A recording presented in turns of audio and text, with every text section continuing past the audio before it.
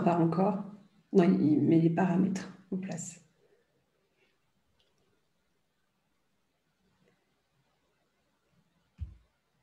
Et nous sommes live. Voilà. Bonjour tout le monde.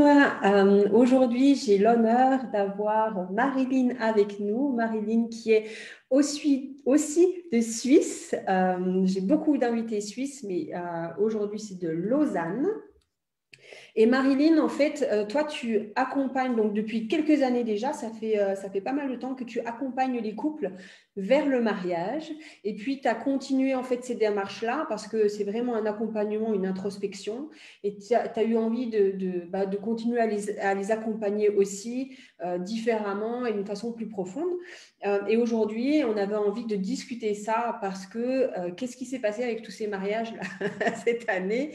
Et puis aussi pour l'année 2021, c'est la question qui se pose aussi pour ceux qui ont repoussé leur mariage.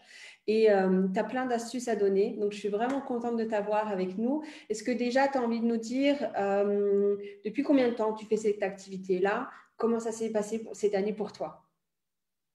Merci déjà beaucoup, Christelle, pour l'invitation. Je suis ravie d'être là. Ça fait maintenant près de 6 ans, oui, je crois que c'est ça, 6 ans que j'ai commencé mon activité d'indépendante, qui s'est effectivement pas mal diversifiée au cours de cette année, mais avec toujours vraiment ce focus principal sur l'accompagnement au mariage des couples. Donc vraiment l'accompagnement, on va dire, au sens de la réflexion, de l'introspection sur le mariage, sur le sens de l'engagement, pour pouvoir créer une cérémonie totalement sur mesure, qui a un vrai rite de passage, qui permettent aussi aux couples, justement, durant tout ce qu'ils font en amont, de pouvoir vraiment se préparer à ce que signifie le mariage. Donc, pas le mariage le jour J, mais vraiment l'engagement, l'union sur tout Voilà, pas juste la fête et la belle robe, mais... Exactement. Et puis, l'idée, c'est aussi de leur apporter de la valeur pour l'après, parce que finalement, le mariage n'est pas un aboutissement, mais c'est vraiment c'est le début de quelque chose de nouveau. Donc voilà, je fais ça moi depuis près de 6 ans, et c'est vrai que cette année, elle a été particulièrement mouvementée. Oui, c'était une année bizarre pour toi.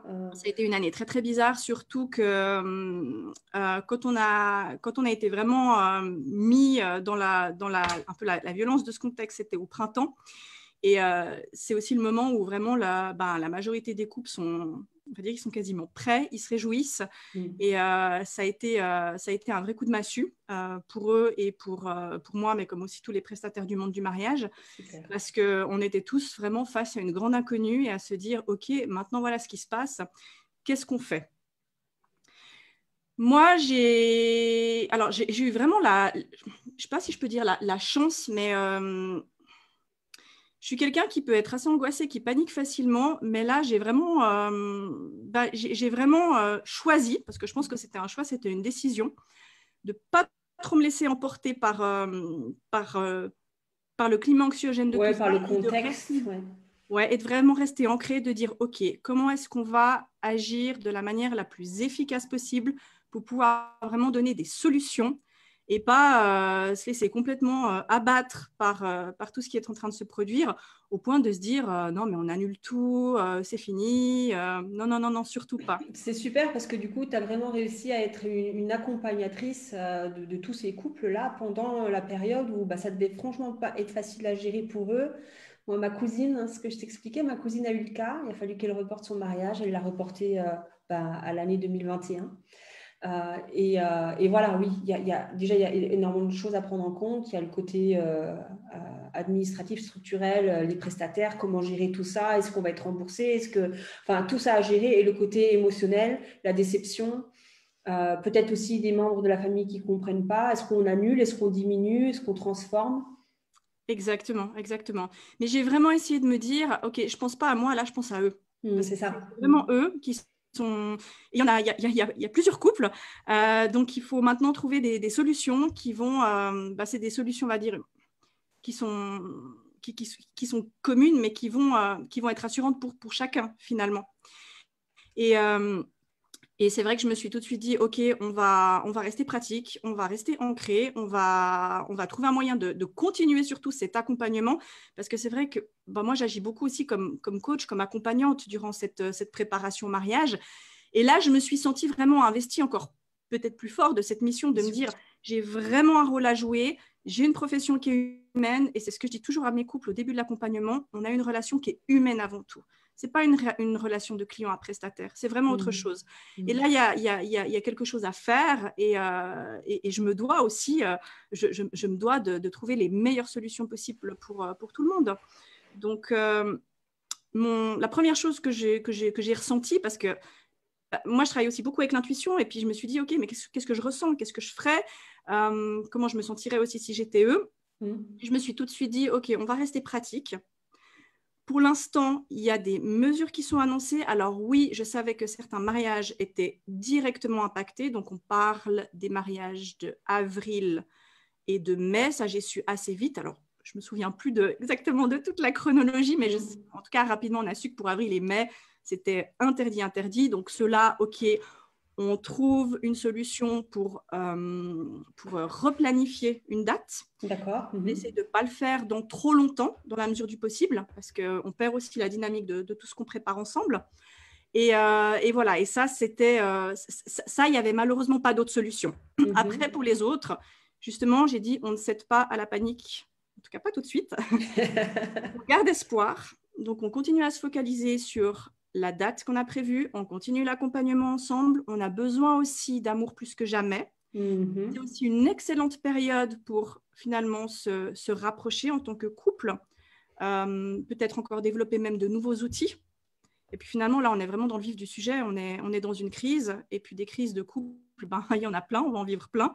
Donc c'est aussi un très très bon moyen de développer certaines choses, de mettre de nouveaux outils, des nouvelles clés en place pour la suite. Donc j'ai vraiment continué à accompagner mes couples dans ce sens-là, tout en leur disant, prenez une date de réserve. Comme ça rassure tout le monde. Vous êtes rassurés, on est rassurés.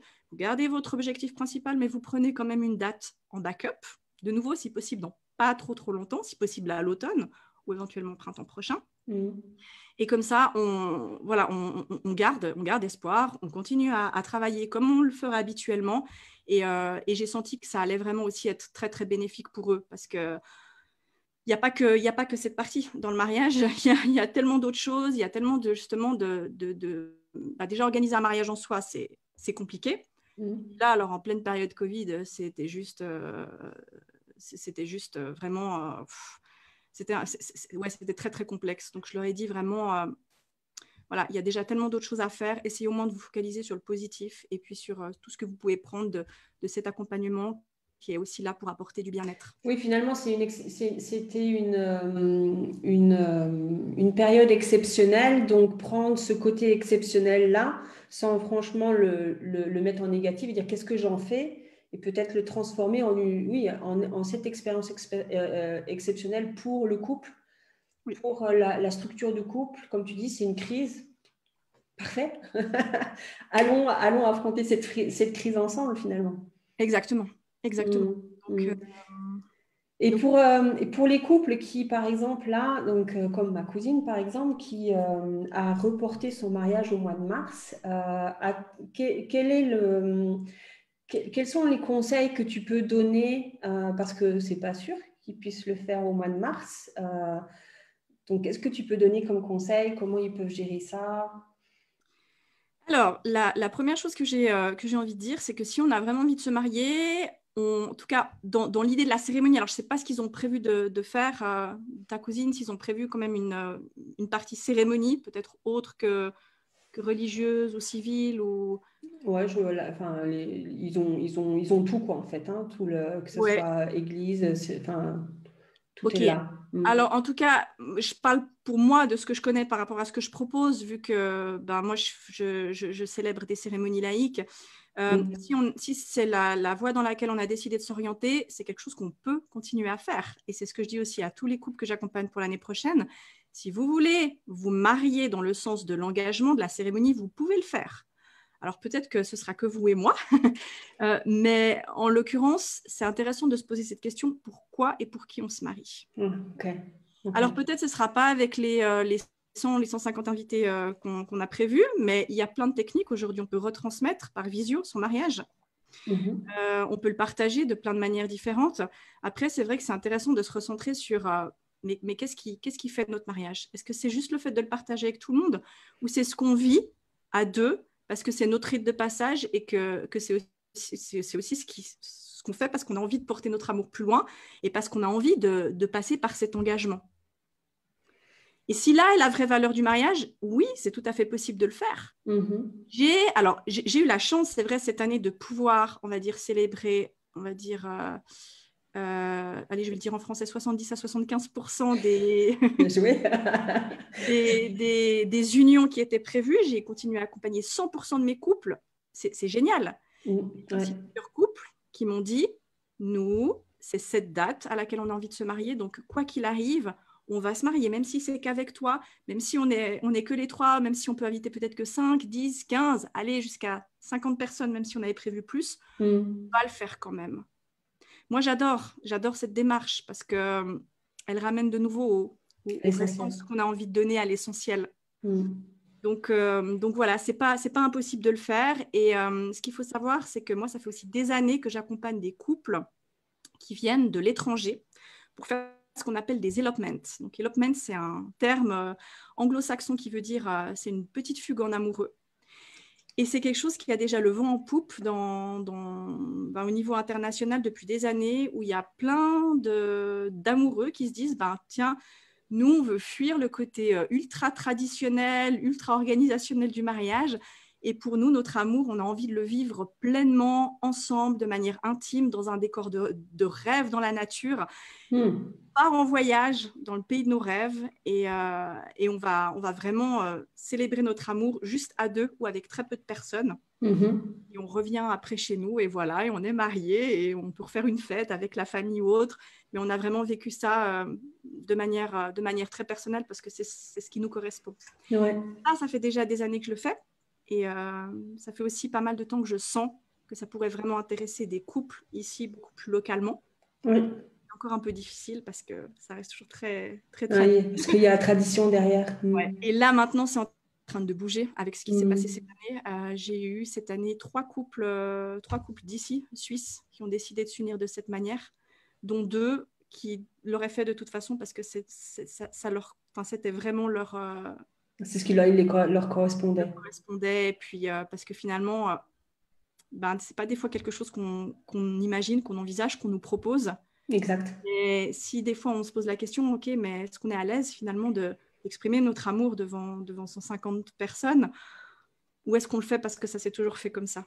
J'aime bien ce que tu dis en fait. Finalement, pour les personnes qui sont dans cette transition où ils ont envie de s'unir, ce qui est le plus important, c'est vraiment de savoir pourquoi on le fait, ce qui nous correspond. Et à partir du moment où on a cette réponse-là, c'est plus facile de se dire, bon, voilà, par exemple, pour l'année prochaine, est-ce qu'on garde la date? Est-ce qu'on le fait toujours en grand nombre? Est-ce qu'on réduit le nombre? Une fois qu'on sait pourquoi on le fait et qu'on a la réponse à toutes ces questions, c'est beaucoup plus facile de prendre les décisions finalement.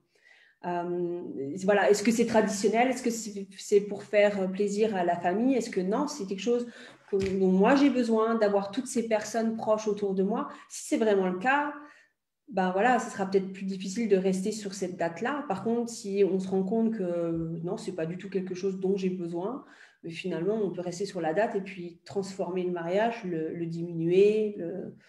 Exactement, Voilà. on peut faire vraiment la cérémonie juste avec l'être aimé et avec la personne qui va célébrer et se dire, voilà, quand on aura de nouveau la possibilité de faire une fête, plus dans l'idée, on fait l'apéro, le souper, mais après tout, finalement, la partie de la cérémonie, c'est quelque chose de tellement personnel, de tellement spécial. Bon, voilà, pourquoi pas envisager aussi cette solution, hein. En sachant que reporter, effectivement, c'est pas top. Et puis, c'est ce qu'on disait tout à l'heure, la vie, elle passe, la vie, elle continue à se dérouler. Après, on a peut-être envie d'avoir d'autres projets, on passe à autre chose. Donc, moi, je trouve toujours que l'énergie du moment, elle est très précieuse. Elle est très, très particulière, elle est très précieuse. Et parfois, si on passe ça, malheureusement, c'est plus la même chose. C'est ça, ouais. Ok, donc finalement, les leçons, c'est savoir exactement pourquoi on fait les choses et ne pas arrêter sa vie, continuer, la vie continue. Et donc, du coup, si c'est un projet du moment, ce n'est pas un projet qu'il faut remettre à beaucoup, beaucoup plus tard. Donc, s'il faut le décaler un petit peu, ok, mais pas trop pour garder cette énergie du moment. Ouais, c'est ce que je conseillerais parce que justement, c'est aussi ce que je te disais avant, mais si on repousse, enfin, si on repousse tout, si on annule tout, si on se dit ah non, mais en fait, on donne raison aussi à toute un peu L'amorosité, ouais. l'amorosité, l'austérité qui se trouve autour de nous. Et je pense que plus que jamais, on a besoin de faire vibrer l'amour dans ce monde, en ce moment. Et ça passe aussi vraiment par soi et par nos décisions. Donc, c'est aussi pour ça que je parle de cette manière-là. Non, je suis complètement d'accord avec toi. Et je trouve que, en effet, là, on parle mariage, mais ça s'extrapole finalement à tout ce qu'on fait dans la vie. Dès qu'on sait pourquoi on fait les choses, qu'on est reconnecté à soi, hein, parce que c'est une de tes quêtes, hein, reconnecter les gens à soi. Et moi aussi, finalement, c'est une de mes quêtes complètement. Mais dès qu'on est reconnecté à soi, on sait pourquoi on fait les choses. Ça nous permet d'être beaucoup plus stable et de prendre des décisions plus directes et plus affirmées. Et en effet, on rayonne quelque chose d'autre parce que c'est clair et net, en fait. Et je pense que tu as raison, c'est quelque chose dont on a besoin, d'avoir des gens qui sont clairs, directs, qui savent pourquoi ils font les choses, sans avoir vraiment envie d'imposer ça aux autres, puisque de toute façon, une fois qu'on sait que c'est son propre centrage, c'est très bien qu'un autre a un centrage différent, donc une façon de faire différente, et c'est complètement OK. Oui, mais absolument, je peux que,